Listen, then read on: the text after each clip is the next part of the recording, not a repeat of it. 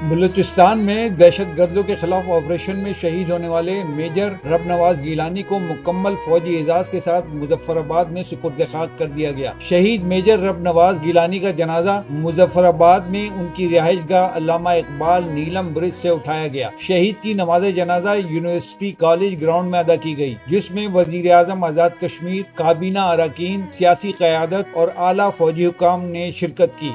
शहीद को पूरे फौजी एजाज के साथ मकामी कब्रिस्तान में सुपुर्द खाक किया गया।